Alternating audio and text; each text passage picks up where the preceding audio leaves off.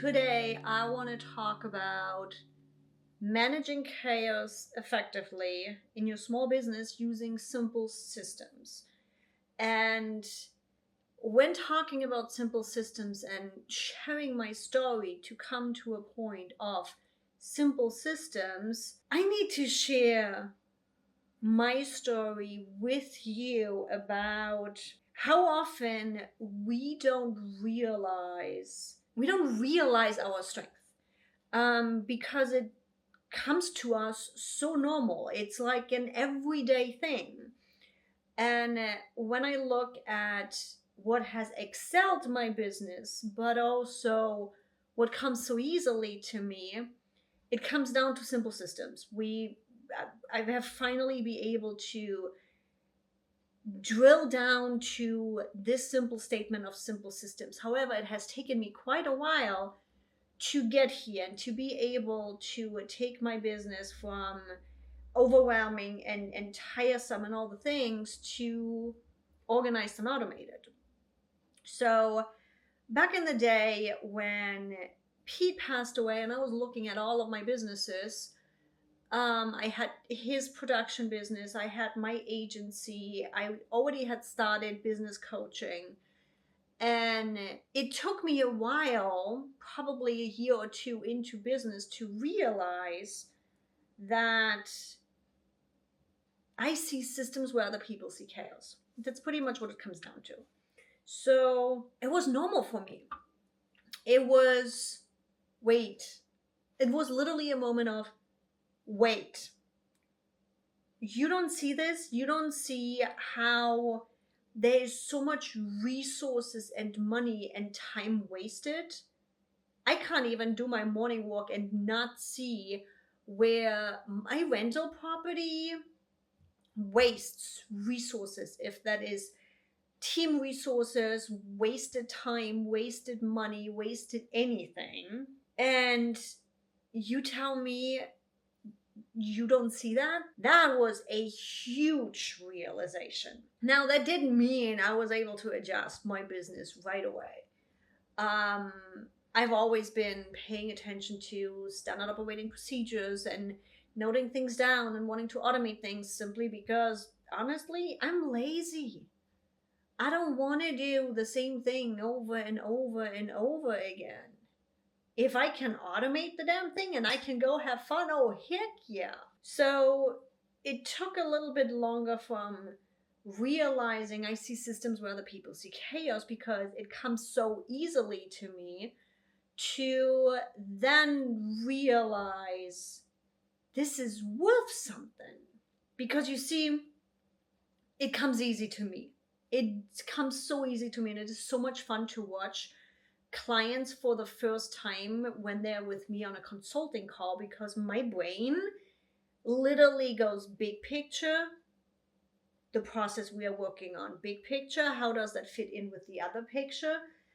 It's like, have you ever seen how a robot kind of like works through code? That's how my brain works in those moments, to see all of the connections. So it's not just that I see systems, I see the connections between things. At some point you literally could say I see the future, because my brain so fast sees all of those connections, how that connects to everything else in your business and you and your values and your personality, that it's like, whoa. First call with clients, I literally have to one. I'm like, okay, I'm an external processor, let me talk through this. And they see my process with it. I can externally just talk through the process and the system we just talked about, and here's the answer. Now, because it comes so easy to me, there have been moments where I've struggled to realize the value in this. It's so easy for me. Why would I charge for this? It comes so easy.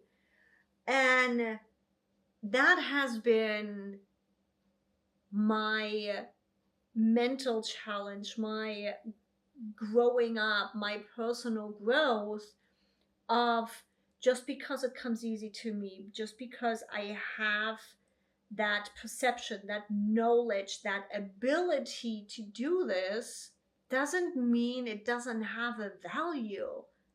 Chances are it actually has quite a high monetary value, because I can save so many people so much money and so much time that do struggle with that. But not only that, on top of things, then comes also the imposter syndrome of, who am I to tell people how to build their business? Who am I to tell them what system to run? Who am I to?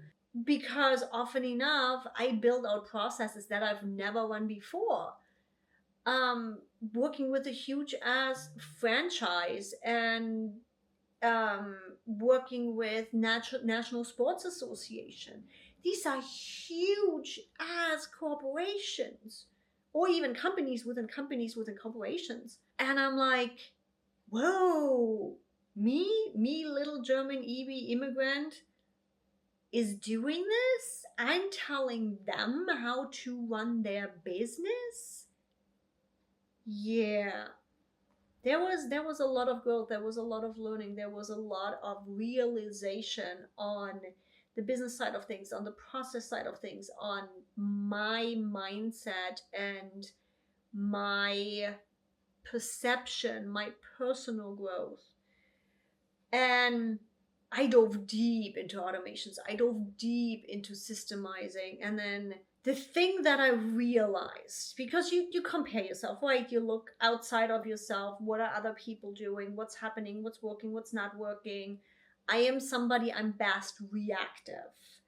When I'm talking with my clients or my community or whoever, I am better at hearing from you what you struggle with, what's going on, what's happening, and then react to it. Chances are I have an answer, I will have an answer 5 minutes later.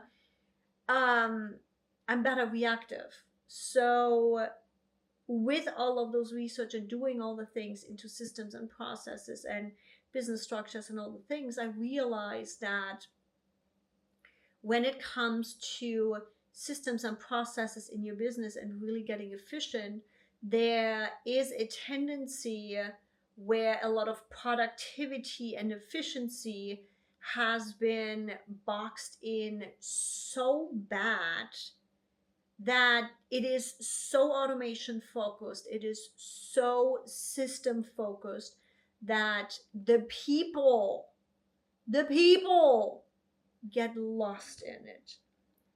Where now, after I did my NLP practitioner training and my NLP master practitioner training, because again, I also saw the systems and the patterns in me.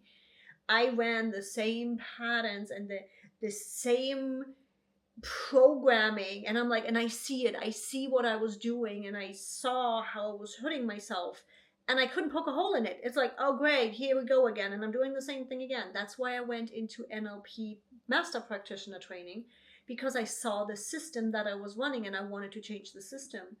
Now suddenly I started to see the connections between the physical systems in your business and the automations you're running, and the systems we as people are running, and my team is running, and the systems that are running in between us, where now it suddenly became a entity on its own, not just about running systems in my business, but helping my team, helping my clients' team run people-driven system, help them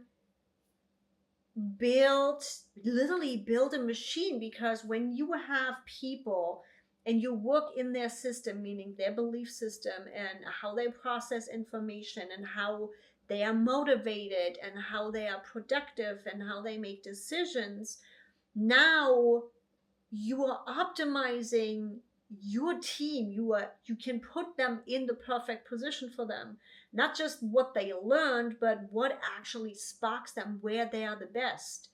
You can't teach passion, you can teach skills. So I've seen it often enough where somebody was in front of the camera and it was good. I'm like, they learned it, they went to acting classes and all the things. Yet when I asked them about their personal goals and where they want to be and what they want to do, we found out they would actually be better suited behind the camera. And now suddenly you see them flourish, you see them excited, you see them motivated.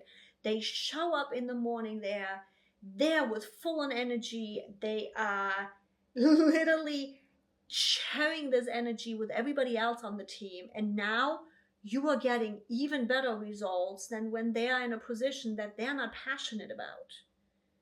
So that's where things really started to shape up, and I came up with my SOARR framework: systemize, optimize, automate, review, and then rinse and repeat.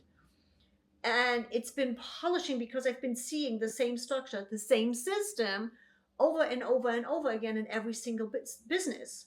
You need to systemize it to then be able to optimize it, to then be able to automate it, review the results you have gotten, and then repeat the process. Now, yeah, we did that with business processes and that kind of stuff. Totally. Did that with programs. Now, after my NLP training, I'm like, we are just like a system. We have belief systems we run onto. We have a subconscious programming that potentially runs just subconsciously if you do not bring it into the conscious. And how can I optimize and automate that system, that programming that we run in our head and our team runs in, to really make them happy, make them more motivated, make them more committed in the business? Because when you do that, that's exactly what happens. And now suddenly you have somebody on your team that is fully committed, that would go through hell for you because you were able to place them accordingly and support them accordingly. And now suddenly it's this all encompassing system that helps you run your business so much more efficiently. But honestly, getting to the point has been, oh my God, probably Pete passed away in 2024. That's when I started to rebuild. 2024, in 2014. It's been his 10-year anniversary this year. And that's when I started rebuild. It took a couple of years. So it's easily been 5 to 7 years to really polish up and really dig deep into the system that allows you to not only scale a business. Scaling is great. I want to scale my business. I want to grow it. There is part ego behind it of, watch me, I can do this. Yeah, enough people told me I can. But scaling can also mean you working less in your business so that you can meet your core values, meaning go travel, go support your family, go spend time with your child, whatever it is. We all want to scale our business in a way of either working less or making more money, or working less while making more money. But are we doing it in a way that fuels us too? I believe that when we run a business that first of all gives us the freedom to do what we want to do, gives us the safety of bringing in a stable income, and then fuels our passion, makes us excited, you can do anything. You can take the business wherever you want to. Now, yes, some of you might be like, but every business coach tells me to not build a business in a passion. I'm not talking about the ADHD passion of, oh, I love beads. Let's make some friendship bracelets, and 2 days later the stuff sits there and you never touch it again for a year. I am not talking about that kind of passion. That is an excitement. That's something fun to do. I'm talking about a passion that gets you out of bed in the morning. I swear to you, over the last at least 25 years, if not even before that, there has been this pattern of simple systems, of wanting to simplify things, of wanting to make them easier, of wanting to automate them. That is a deep-seated passion. That is not something like, oh, right now I'm crazy about reading smut books and tomorrow it's going to be gone. That's not the type of passion that I'm talking about, but rather something that is a common thread. Do you love entertaining people? Cool. How can you turn that into a business? Now, I'm not saying that if you build your business on a passion, it's always going to be easy. There's going to be things that you need to do that you don't want to do. But the joys of really implementing these systems and following the SOARR framework is you are spending that time once or twice to be able to do more of the things that you want to do rather than doing all the things that you have to do. So with that, I want you to go reflect on the things that come easily to you. What is that thing that excites you so much that you could do it over and over and over again without even needing to get paid for it? Dig deeper into that. And then find the pattern behind it. Find the system behind it. Or go text me, message me. You know me, I'm all over social media.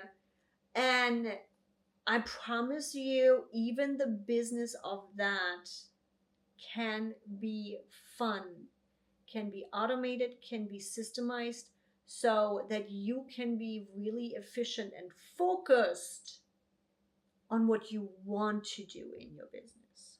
And yes, I'm going to do more of these solo episodes, this time right on my couch. We'll see how this one turns out. If you haven't done so yet, we have a new YouTube channel. Go make sure you subscribe to the new YouTube channel. Some of the things are changing. We are coming up with our 100th episode. We have some really fun stuff in the making, so I hope I see you there. Make sure you subscribe. We also have the emails go out to remind you when new episodes are coming. And as I said, pop in the comments. What is that thing that you are like, wait, you don't do this? You don't see that? I want to hear from you. And I'll see you in the next episode. Bye.